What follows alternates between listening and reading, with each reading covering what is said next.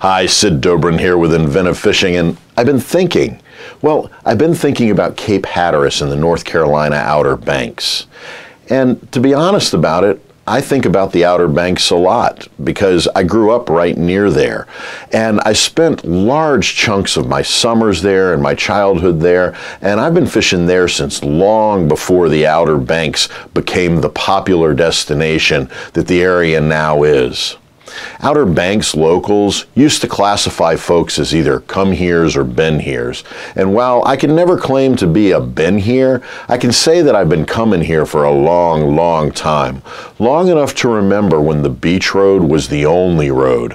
I used to play miniature golf before Jockey's Ridge swallowed up the course, and I used to drive the beaches at Oregon Inlet and Cape Hatteras to surf cast for blues and red drum and other fish. And now, after years of debate and implemented policies that restrict off-road vehicle beach access in the Hatteras area, there may be a chance to reverse some of the implemented policies.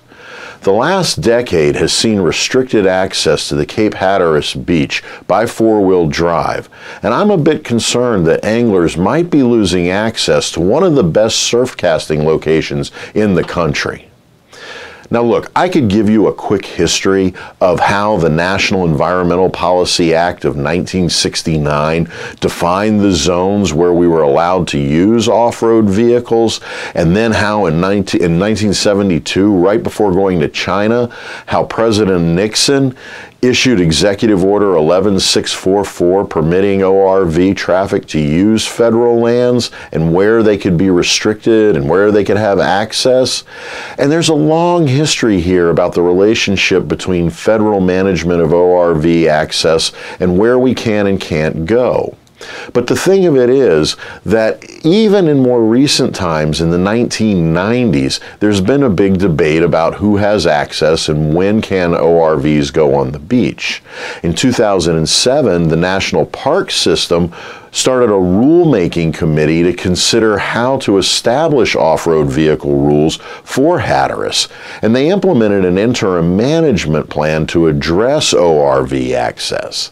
So in 2008, the Defenders of Wildlife and the Audubon Society filed an injunction to block all off-road vehicle access to Hatteras, except for essential use vehicles. By April of 2008, a federal district judge approved a settlement supporting those two groups that would put in place a long-term ORV plan but kept ORVs off the beaches until then. The interim plan, though, provided even more protection for the shorebirds and less access for the ORVs than the original plan. Now, interestingly, both of these plaintiffs, they had seats on the rulemaking committee, which anyone with half a brain recognizes as a serious conflict of interest. And despite multiple requests to remove them from the rulemaking committee, the Department of the Interior denied the request to do so. So by 2008 and 2009, the Rule Committee had met about a dozen times but couldn't reach an agreement about ORV use at Hatteras.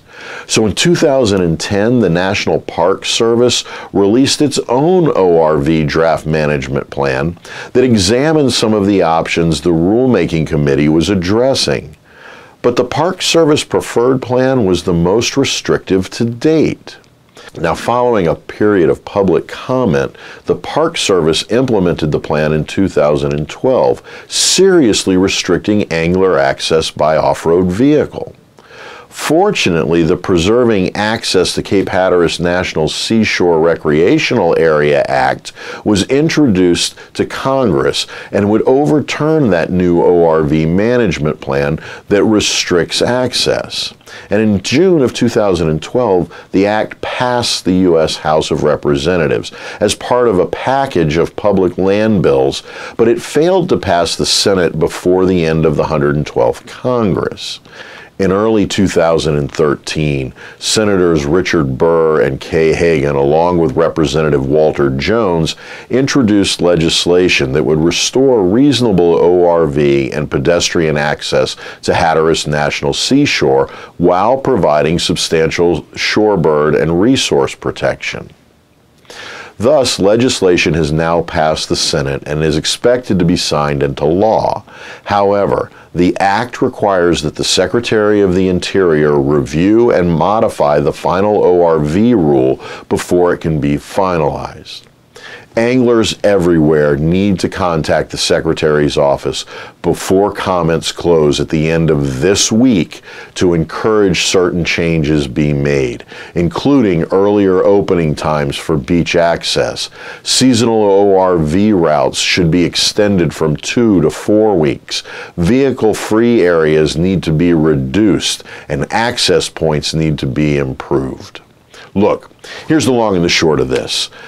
As we just saw in Biscayne National Park, the National Park Service is implementing closures that greatly restrict angler access to public waters.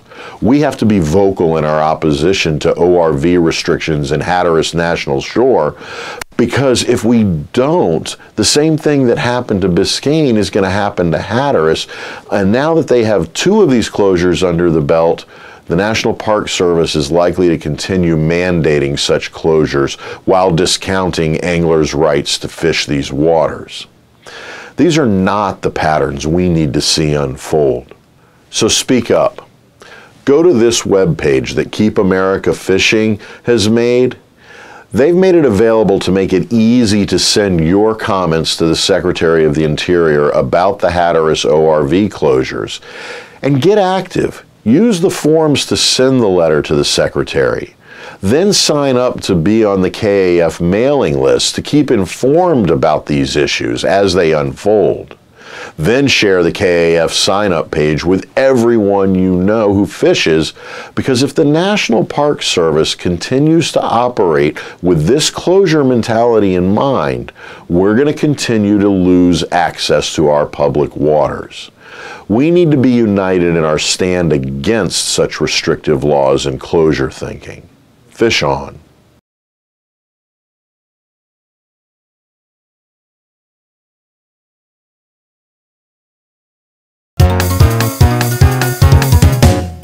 Can't.